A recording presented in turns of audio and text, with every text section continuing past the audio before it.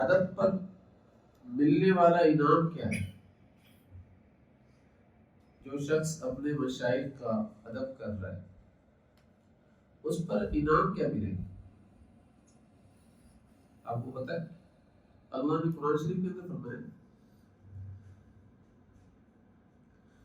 کہ ان الذين يغضون اصواتهم عند رسول الله اولئك الذين امتحن الله قلوبهم للتقوى لهم مغفرة واجر عظیم.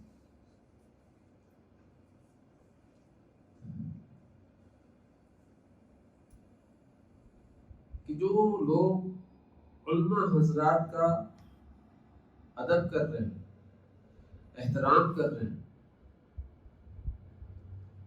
مشائخ کا ادب کر رہے ہیں، احترام کر رہے ہیں، ان کے پاس بیٹھ کر اپنی آوازوں کو پس رکھتے ہیں. آوازوں کو پس رکھنے کا مطلب یہ نہیں کہ آپ تیز تیز ان کے سامنے بولتے ہیں، اس کو ہی آواز پس رکھنا کہتے ہیں. اس کا مطلب یہ نہیں ہوتا،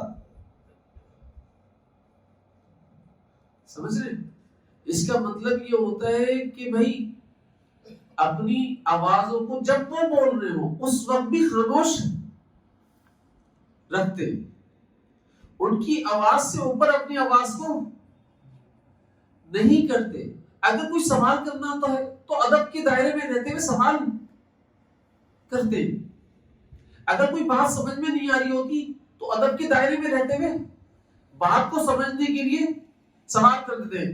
اس لیے اس کا انعام میں بتا رہا تھا آپ کو کہ انعام کیا ملتا ہے. اللہ تعالیٰ کی ذات نے قرآن شریف میں فرمایا کہ یہ وہ لوگ ہیں جو ادب کرتے ہیں، آوازوں کو پس رکھتے ہیں،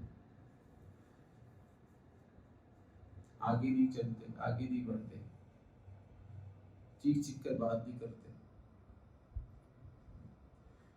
تو یہ وہ لوگ ہیں جن کے قلوب کو اللہ تعالیٰ کی ذات نے اخلاص کے لیے منتخب کر دیا. امتحانہ جو ہے نا،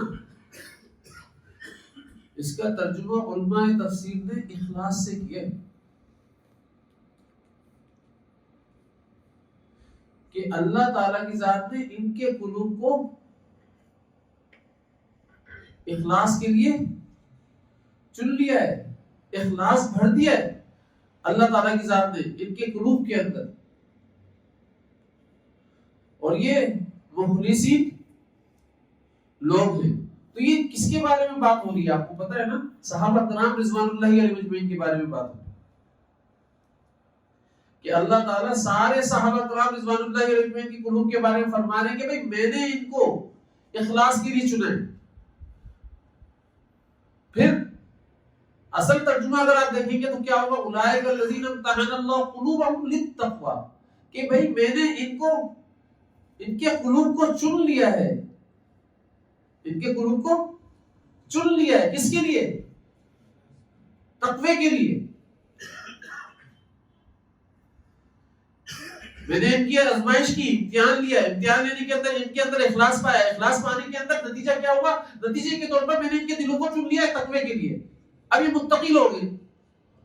ایسا نہیں ہے گناہ سے محفوظ ہو گئے، گناہ سے معصوم ہو گئے، ایسا نہیں ہے. معصوم صرف انبیاء علیہ السلام ہیں. ہاں گناہ سے محفوظ ہو گئے، گناہ ہوگا ان سے، لیکن فوراً ہی اللہ تعالیٰ کی ذات کی طرف سے کیا ہوگا؟ ارے تجھ سے گناہ ہونے جا رہا ہے یا گناہ کی طرف بڑھ رہا ہے، توبہ کر لے، مغفرت طلب کر لے. تو یہ گناہ سے محفوظ کر دیے جائیں گے. آپ صلی اللہ علیہ وسلم کے دور کے اندر ہی تو ایک خاتون آئی تھی، فرمایا یا رسول اللہ مجھ سے زنا ہو گیا. آپ صلی اللہ علیہ وسلم نے کیا فرمایا؟ بھائی زنا کی صورت میں تم کیا حاملہ ہو؟ فرمایا یا رسول اللہ بالکل حاملہ ہو. تو آپ صلی اللہ علیہ وسلم نے فرمایا جاؤ بچہ پہلے پیدا کرو پھر اس کے بعد آنا، پھر سزا دی جائے. اب بچہ پیدا ہوا،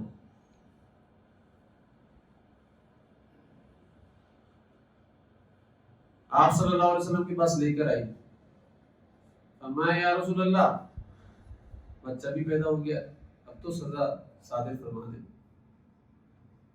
کیسے لوگ تھے اپنے گناہ کے اوپر ندامت ایسی کہ کسی طریقے سے سزا مل جائے، بس اس کے مطلب اللہ کے پاس پہنچے تو پاک ہو کر پہنچے.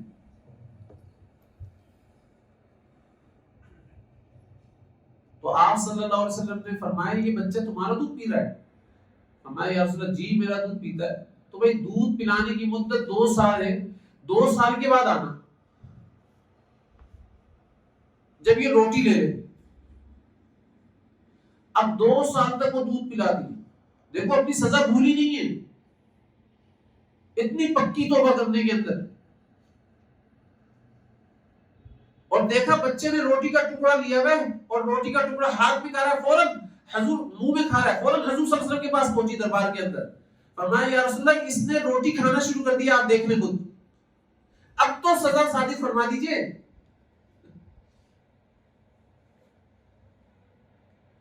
پھر آپ صلی اللہ علیہ وسلم نے سزا دی جو شریعت کی طرف سے مقرر ہے. تو بتانے کا مقصد یہ گناہ ہوئے ہیں، اس دور میں بھی گناہ ہوئے ہیں، لیکن توبہ کیسی کرتے تھے وہ لوگ، نادم کیسے ہوتے تھے. ان کو سکون نہیں مل رہا ہوتا تھا کہ ہمارا اللہ ہم سے راضی ہے یا ہم سے ناراض ہے، تو ناراض ہیں تو ہم کیسے جیئیں. وہ ایک ایک سانس لینا ان کے لیے بھاری ہو رہا ہوتا تھا. وہ اپنے گھر میں چین سے نہیں بیٹھتے تھے بلکہ توبہ کرتے رہتے تھے، روتے رہتے تھے.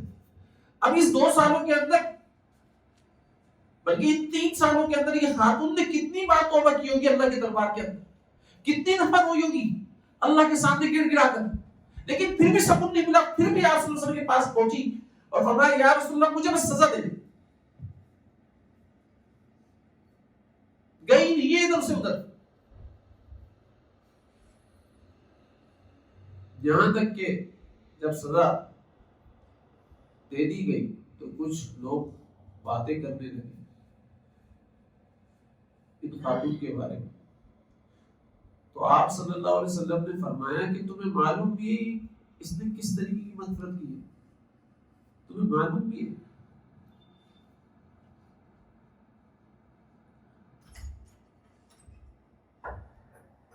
اس سے اللہ اس طریقے سے راضی ہوا، اس طریقے سے اس نے مغفرت کی ہے کہ اگر سارے مدینے والوں کے اوپر اس کی مغفرت تقسیم کر دی جائے سب کی مغفرت ہو جائے گی.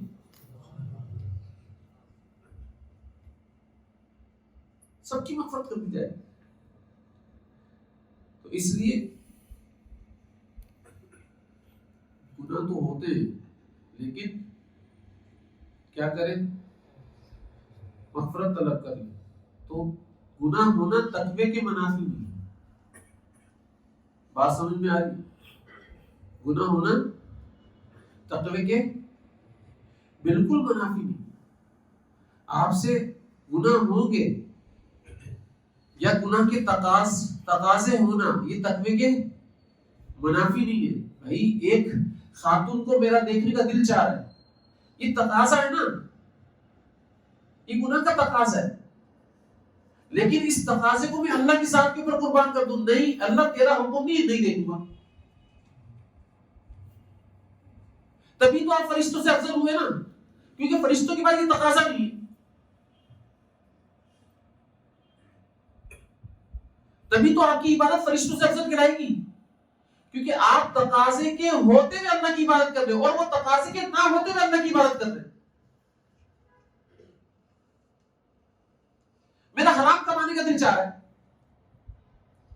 اور میرے پاس راستے بھی بہت سارے کھول دیے اللہ تعالیٰ کے حکم سے، شیطان نے راستے کھل گئے کہ بھائی تو یہ بھی چن سکتا ہے، یہ بھی چن سکتا ہے. حرام بہت زیادہ آ سکتا ہے ان راستوں کے ذریعے سے، لیکن اللہ تعالیٰ کی ذات کا حکم حلال کھلاؤ، حلال کھاؤ، حلال کماؤ. اب میں اللہ کے حکم کو پورا کر رہا ہوں اور اس حرام سارے راستے کو میں نے کیا کیا، بند کر دیا. تو بھائی شہوت کا ہونا یہ مٹیریل ہے تقوی کے محل کو تعمیر کرنے کے لیے. ہمارے حضرت فرمایا کرتے تھے شہوت نہیں ہے تو تقوی کا محل تعمیر کیسے ہوگا. تعمیر کرنا تو شہوت کا ہونا ضروری ہے نا. اب اس شہوت کو اللہ کے اوپر قربان کرو گے تو آپ کو مٹیریل ملے گی, اسٹیم اس کو کہتے ہیں. گرمی پیدا ہوگی نا, ایک دل ٹوٹ رہا ہوگا, گرمی پیدا ہو رہی ہوگی, اسٹیم بن رہی ہوگی خواہشات کی, وہاں پہ اڑ رہی ہوگی. اسی اسٹیم کے ذریعے سے اللہ تعالیٰ کی ذات تک اڑان بھر رہے ہو گے آپ. بھائی جہاز کے اندر جتنی اسٹیم پیدا ہوتی ہے نا اتنی تیز ہوتا ہے وہ. اور پوچھ لو کسی بھی جگہ جا کر کہ جب جہاز ٹیک آف کر رہا ہوتا ہے نا اس وقت جتنا پیٹرول خرچ ہوتا ہے کسی اور وقت میں نہیں خرچ ہوتا. کیوں؟ کہ جتنی تیز اسٹیم اس کی بنتی ہے اتنی پرواز ہوتی ہے. تو بھائی جتنے تقاضے آپ کے پاس ہوں گے اور جتنے تقاضے اور خواہشات آپ اللہ کی ذات کے اوپر قربان کر رہے ہو اتنی اسٹیم بن رہی ہوگی اور اتنی ہی تیز پرواز آپ کی عرش تک ہوگی. اتنی تیز پرواز ہوگی آپ عرش تک, اتنی تیزی کے ساتھ اللہ تک پہنچو گے.